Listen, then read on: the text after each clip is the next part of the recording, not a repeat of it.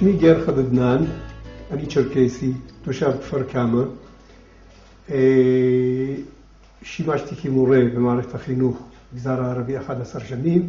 יש כנראה איזו בעיה קטנה במפגש בין השפה הצ'רקסית לבין האוזן הישראלית הממוצעת, כי מה לעשות, את השפה הזאת לא שומעים ברגיל, ביום יום במדינת ישראל, והסיבה היא פשוטה, אנחנו מעטים, בסך הכל 2 יישובים, ריחניה בגליל העליון המזרחי, כפר קמא בגליל התחתון המזרחי, ובשני יישובים ביחד בערך 4,000 פלוס מינוס, אלה הם הצ'רקסים במדינה. אנחנו מעטים, כמו שאמרתי, אבל אנחנו חלק מעם.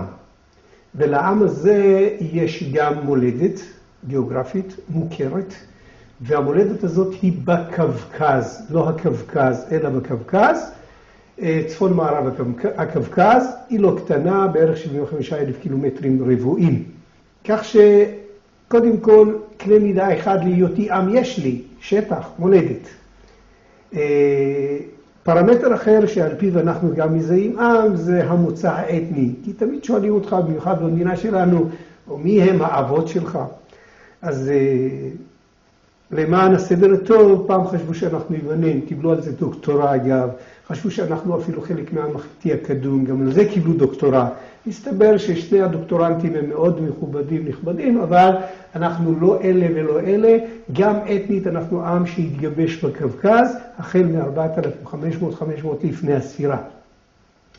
מבחינת האמונה היום אנחנו מוסלמים, סונים, דבקים באסלאם, בהיבט הדתי בלבד, בלי לתרגם את זה לא לפוליטיקה, לא ללאומנות ולא ללאומיות.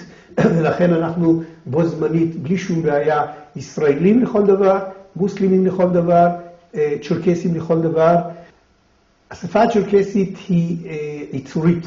יש לנו כ-64 קולות צלילים שונים, שבהשפעת התנועות השונות מתפלגים ל-128 קולות שונים.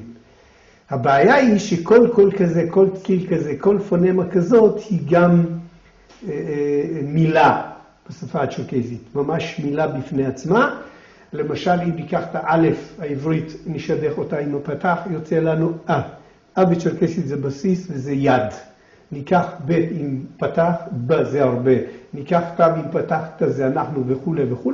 כך שכל צליל הוא גם מילה.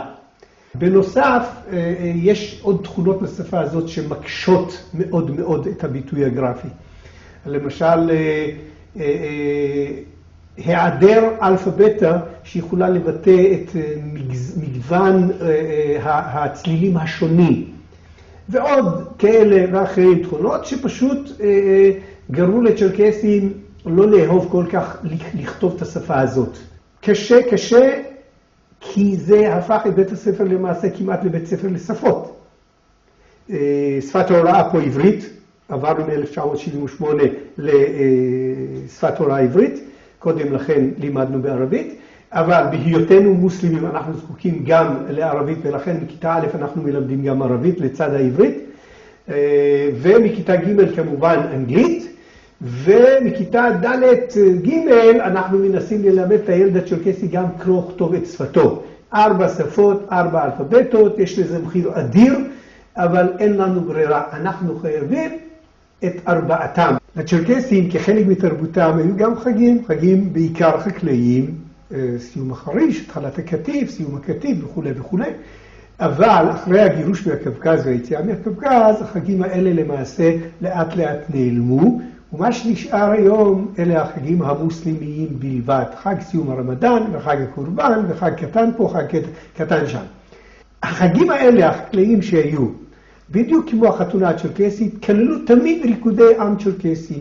וריקודי העם הצ'רקסיים האלה הם חלק מהותי מהתרבות, בזה שצ'רקסי, כמו שהוא לומד לדבר צ'רקסית, כמו שהוא נושם צ'רקסית, חייב היה לדעת לרקוד צ'רקסית ולומד גם היום לרקוד צ'רקסית.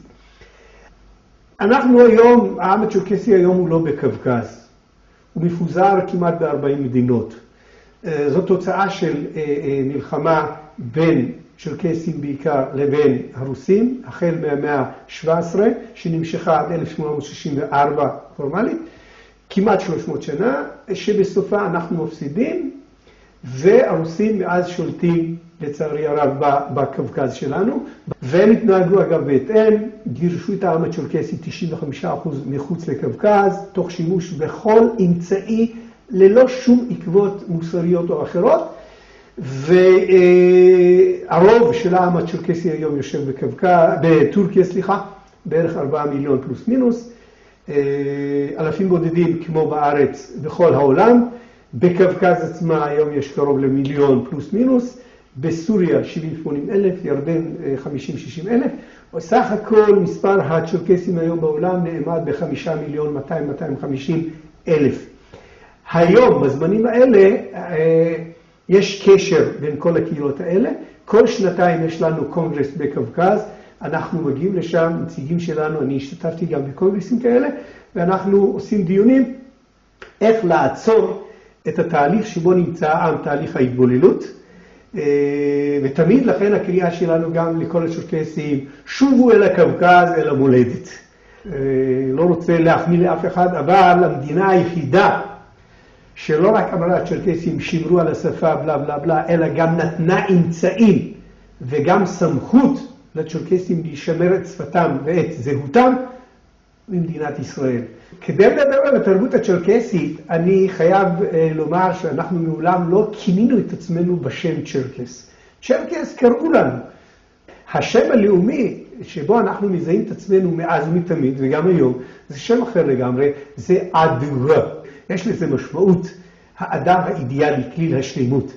עכשיו, אנחנו לא טוענים שאנחנו עם אידיאלי, או אנשים אידיאליים, אלא להפך, מגיל אפס אנחנו נדרשים על ידי התרבות שלנו, על ידי העם שלנו, כצ'רקסים להתנהג עם האחר, והאחר זה כל אדם אחר, זה לא חשוב מה זהותו הלאומית, בדרך או בצורה בה אנחנו מנסים כל הזמן להתקרב אל האידיאל.